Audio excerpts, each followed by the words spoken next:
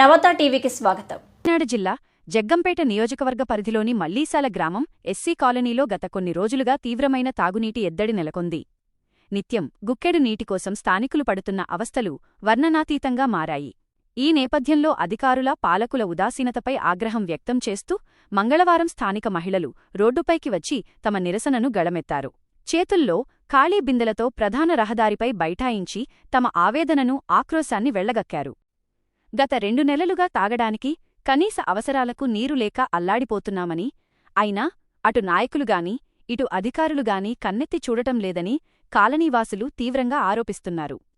ఎన్నికల సమయంలో ఓట్ల కోసం వచ్చే నాయకులు ఇప్పుడు తమ గొంతు ఎండుతుంటే పట్టించుకోకపోవడం దారుణమన్నారు. ఇప్పటికైనా సంబంధిత అధికారులు, రాజకీయ నాయకులు తక్షణమే స్పందించి ఈ తాగునీటి సమస్యకు శాశ్వత పరిష్కారం చూపాలని మహిళలు డిమాండ్ చేస్తున్నారు. లేని పక్షంలో తమ పోరాటాన్ని మరింత ఉధృతం చేస్తామని హెచ్చరిస్తున్నారు.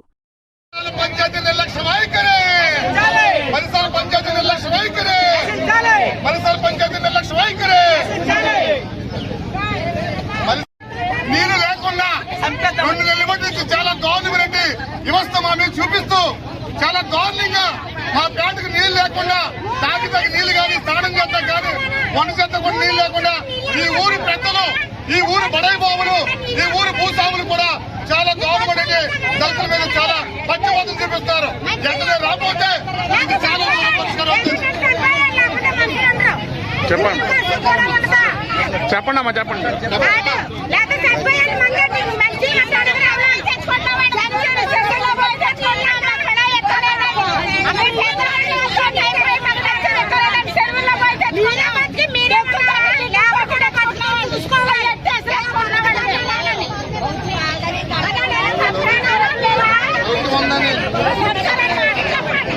చాలా దారుణమైన పరిస్థితి. చెప్పండి అమ్మా, వెళ్ళండి.